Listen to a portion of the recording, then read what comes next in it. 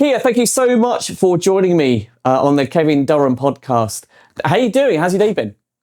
Yeah, good. Thank you for having me. Normal day, normal start to the day.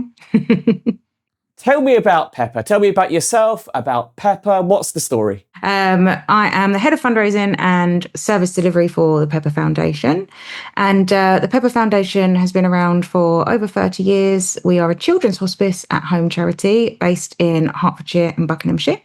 And we provide children's nursing and play within the home for children that suffer with life-limiting and life-threatening conditions.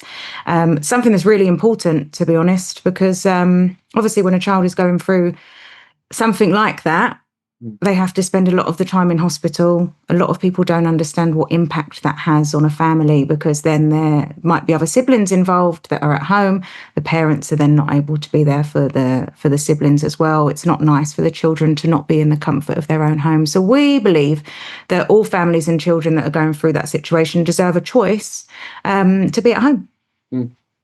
I got it. And can you tell us a bit more about the impact, what that can have on a family, Kiah?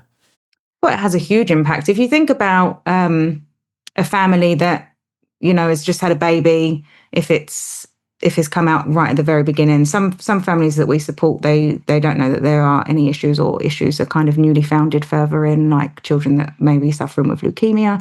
But if you think about wanting to bring a baby home into a family and finding out that actually they've got a life-limiting or life-threatening condition, you have this big dream, when you plan to have a family, that you're going to bring the baby home and everything's going to be okay. And the worst thing you've got to think about is being up at night feeding the baby. And then to find out something like that, your whole world just literally crushes.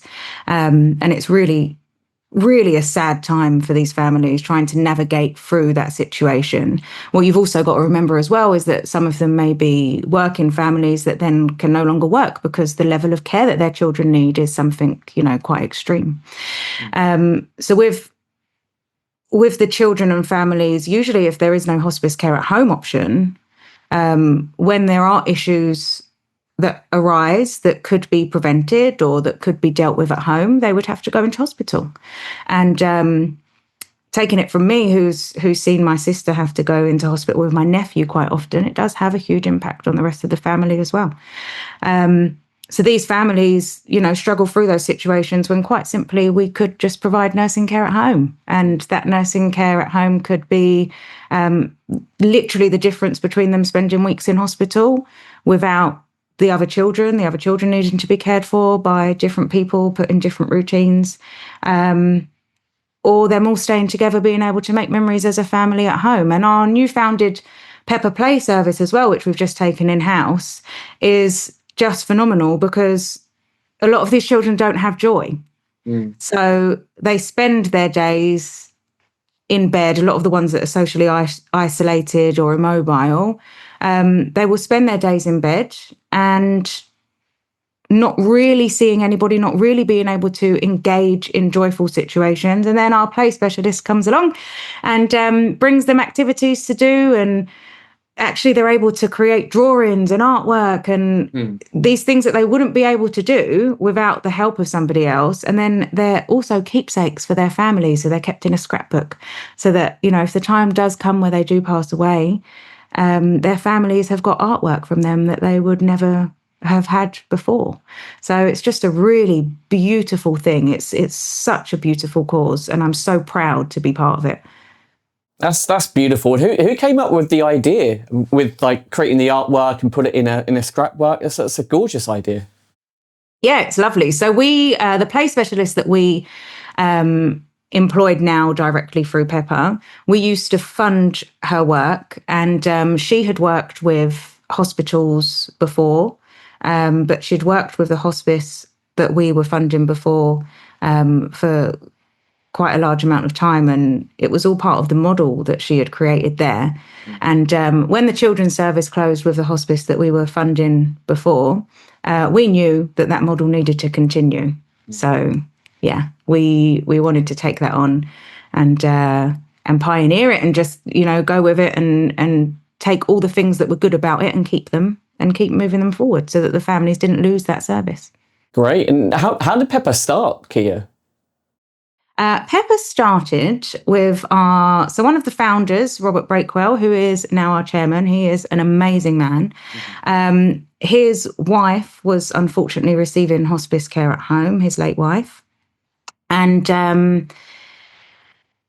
when she passed away, they decided that I think she was also involved in this decision as well, but they wanted to basically do something to give back. And then they decided that they would put on the Pepper Show, which is still around now. So the Pepper Show is every October and it's in Tring, and it's a 5-day show, 6 performances over 5 days. The guys work extremely hard to put it together, and it's done by a huge amount of volunteers. And the sound that comes out of these people is just phenomenal. And it's a really professional and slick show that is put together every single year. And it was born through the Pepper Show. So they put on this amazing show, and it raised lots of money. I can't remember the exact figure. And then they ended up approaching the hospice that we were funding before. So we'd been funding that children's service with the hospice for over 30 years.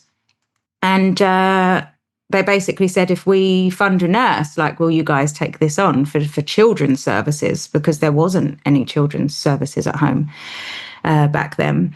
And they agreed, and that's where Pepper was born. So all the funds that used to be raised was solely through the Pepper Show. And then, so then we moved into actually fundraising a while after. And now we have a team of 3.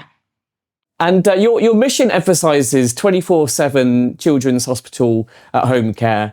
Can you share a case or a moment that best illustrates the difference that this round-the-clock service has made for a family? Well, quite simply, I think that, if a family needs to go into hospital to have, some simple medical intervention that they wouldn't be able to do themselves, having a nurse being able to come to their home to do that just makes a huge difference. It means that they don't have to move their child, especially the ones that are, not as mobile as others. It makes a huge difference to most of the children. I don't think I can really pinpoint one scenario, if I'm honest. Or is there like any one kind of family or child, which I know obviously you can't share any names, GDPR, but is there any kind of one family or child that really stands out for you over the years amongst the others? I'd probably say one family that has personally stood out for me is a mother and she had 2 sons. She has 2 sons. Mm-hmm. One of those sons is still with her. Mm-hmm. Both of the sons suffer with the exact same condition. So she's been supporting both of her sons. One of them passed when he was 11 or 12, I believe. And the other one is around that age now. And he's so beautiful, so bright. And she is just so amazing. And every time we see them on the family day events, because we hold family day events as well, so that families can make memories together. Mm-hmm. Every time we see them on the family day events, she's just so strong, and you can just see the love that she has for her child there. And she does absolutely everything for him, whilst carrying, obviously, the stress and the sadness of what she's been through. But I know personally that the play that they receive and the support at home that they receive means so much to them as a family, because she's by herself. So she obviously is doing all the legwork herself. So every single time she has that extra support that comes in, the nursing, that means more than anything to her, because it means that actually she can just breathe for a minute as well. Because if you can imagine having to care for your child 24/7 and not having any breaks, even dealing with a child that doesn't have any additional needs 24/7 without having any breaks is difficult. But this child specifically is immobile, and has to use wheelchairs and hoists. So yeah, for her, that support is priceless. That was a really nice example, Kiah. Any other examples that come to mind? We do have another little girl that we support who is just so bright. And every time we see her, she also comes to the family day events that we hold as well. And every time we see her, she is just absolutely glowing.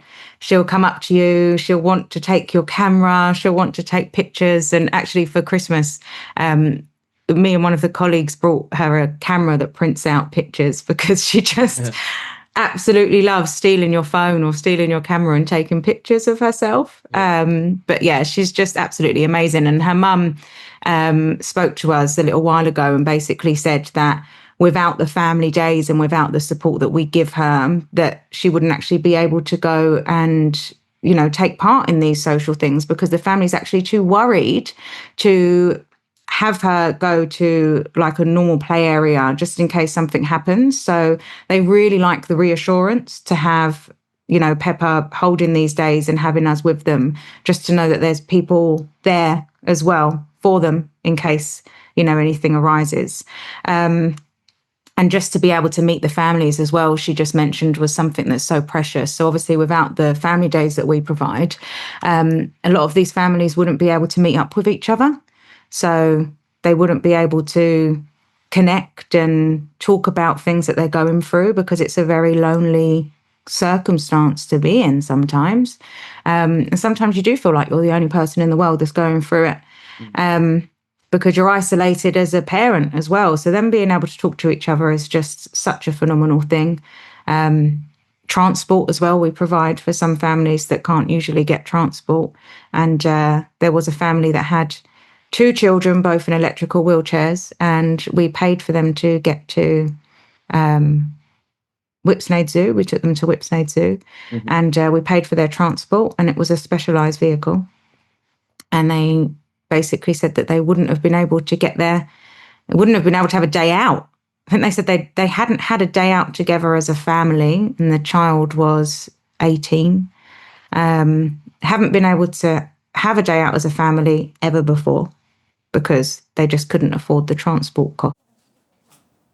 Wow. I really loved what you said, just taking a step back a second, about the community aspect, because I can imagine being a parent going through that would be incredibly lonely. Like, you know, in my personal circles, obviously the charity auctioneer circle is very, very different, but in my personal circles, I don't think I've ever met actually any parents going through it. So that it's just so valuable. It's like gold dust what you guys are creating for the parents. Yeah, because a lot of the time parents are scared to take their children that are living with these conditions to play areas with, you know, children that don't have these conditions because they will be stared at or they will be afraid that something might happen, a seizure, you know, something might happen in front of other children. It might cause a stir. It might be traumatic for other children. It's difficult for these families to go out without having the reassurance that actually there's going to be a whole bunch of other people that are all going through the same thing and you're not judged and we're all here together. Well, what's it like for you, Kiah, knowing that you make such a big difference in the lives of these families and children, like personally, like working for Pepper? What's it like for you? I'm very proud. Yeah, I can see it. Yeah. I love this job. Yeah. I am very proud. And do you know what? You know, like in every single job, things get stressful, especially, you know, working in the role that I'm working in. It's busy. It is busy. And sometimes it does get really stressful. And I have to remind myself at that time, and it's such a perfect thing to remind myself at that time when I feel quite stressed, actually, you should feel so happy that you're able to do all of this work and that you're making a big difference to these families that need it the most. So yeah, I feel really proud and I shout about it from rooftops every time I get the chance. So you should. So you should. And I'm just kind of wondering, maybe a more generic question just for a second about hospices. Why do you think there is like a need for charities like yourself, charities like Pepper? You know, what is missing from what the government is providing, which creates that need for charities like Pepper? Yeah, there isn't enough. Yeah. There is not enough from the NHS. unfortunately. And, the way that the NHS would deal with scenarios like this is obviously there is hospitals where the children can go. But having a hospice or having hospice care at home is a more personable thing at a time when you need privacy. At a time when your whole world is shaken up. I think the last thing you want to do is be in a hospital bed around wards with other people in, and it not being friendly. There's like a difference between if you walk into an actual hospice. I mean, obviously we are hospice at home, but if you walk into an actual hospice, people expect it to be quite gruesome or depressing, but it's not. It's really beautiful and uplifting. And that is what people need for their last days, their last weeks, is to be in comfort, whether that's in their home or whether it's in a hospice. And some people choose that hospitals are the right place for them. But I think the important thing, Kevin, is choice. And there isn't choice with the NHS, and there's just not enough resources with the NHS, unfortunately. So that's where charities have to step in. There's always an argument of whether they should have to, but the fact of it is that if they don't, who does? So, yeah. That's a really good very much pro-choice around this scenario, especially because I couldn't even imagine going through it myself. But I know that if I did, I would want to choose whether I can cuddle my baby in bed every single day in their own bed, or whether I would have to spend time around machines bleeping in a hospital. Yeah, for sure. It's an amazing choice. It's an amazing choice that you provide. It's it's incredible. And what challenges does Pepper face in 2025? Obviously, the cost of living. I don't think anything's getting better anytime soon. What's it like for a non-profit like Pepper operating now? Well, we are a tiny charity with big ideas. So I think that one of the biggest challenges we face is how small we are. We are obviously a small charity that doesn't have, as big of a reach as, cancer research or any of the other big charities that are well known. And that is one of the biggest challenges that we have, because we're just trying to spread the word and let people know about the work that we're doing. The amazing thing about small charities is the fact that we have usually lower overheads. We definitely do. We don't have, office space that we specifically pay for. We don't have a CEO. We literally get by with our little team, and it's amazing. And we all work so hard together. But that is also a challenge within itself, because we are such a small team and we're all doing so much. So it's hard to get the name out there. With such a small team, and it's hard with being a small charity for people to have that awareness of who we are and what we do. But when they do learn about what we do, they can see obviously it is a really amazing cause and very much needed. But yeah, that's probably our biggest challenge. And with the cost of living, I always say there's no point of being scared, because people will still give, because they do, because humans are beautiful. And I know with me, I'm a sucker for those. When you see those Facebook posts where people are like, "Hi, can anybody help? Is there a food bank around? I've got no money to feed my children this week." I'm like, "Hey, send me your bank account details." Yeah, I can relate. I'll send you money. So I'll be down to like my last £30. I'm still sending this person 20 of it. The fact of it is that, cost of living crisis is bad, but people that can afford to give will. And it's just reaching the right people and reaching their hearts. So I wouldn't say that that's necessarily a challenge. Yes, it brings a little bit more difficulty than usual, but I still have faith in humanity. Got it. Wow. That's inspiring. You're inspiring. You're an inspiring woman, Kiah. I'm really moved by you. It's really nice. And I've been lucky enough to meet some of your supporters, and some of them are just so passionate about what you guys do. And I've got one or two examples. I won't go into them, but I'd just love to know, Kiah, from your perspective, what kind of inspiring things have you seen the supporters do to raise money for Pepper? Oh my gosh, we've just had somebody who did a huge fundraiser 10 years ago and has just decided on the 10-year anniversary for it to go and do it again. So he's just completed, I think it was 23 days. He's just gone on that, I've forgotten the name of it now, the Great Divide.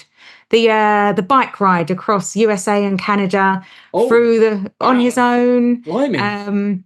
Bears out there. And what was it? Not wolves. Was it wolves? So there was scary things in the forest, Kevin. Scary things. Yes. And he just went and did it, and I think he's raised over £7,000 so far. So there's an example of your cost of living. Wow. Because when he did it 10 years ago, he raised, I think, 20,000 or 25,000. But he's managed to raise 7,000, which is still amazing, absolutely amazing. And he is just a big adventurer. His name is Richard Brash, if anybody wants to go and check out his adventure. His Instagram handle, I think, is Bonkers Brash. And he's just done that amazing thing. I've just had an email this morning to say that somebody is about to walk the side of a 1940s aeroplane. Whoa, like Tom Cruise did in the latest Mission Impossible film. There's a crazy thing where he's on a plane, wing walking, holding on to things. That's quite incredible. And Kiah, if someone wants to make a difference, make a donation, become a supporter, donator with Pepper, what do they do? Head to www.pepper.org.uk. Pepper like this. Very simple. You can have a look on there. If you want to take part in a challenge for us, please do get in contact. All the contact details are on the website. Pepper Show tickets are on the website. Golf Day tickets are on the website. Everything that we have upcoming is all on there, pepper.org.uk. And even the smallest donation makes the hugest of difference because obviously our overheads are so low. So it really does make a massive difference. Kiah, thank you so much for spending your time with me on this podcast. I really appreciate it. I know that you're involved with really important work. So really, really thank you for spending the time with me. Thank you so much for having me. It's been an absolute pleasure. All right. Thanks a lot, Kiah. Cheers.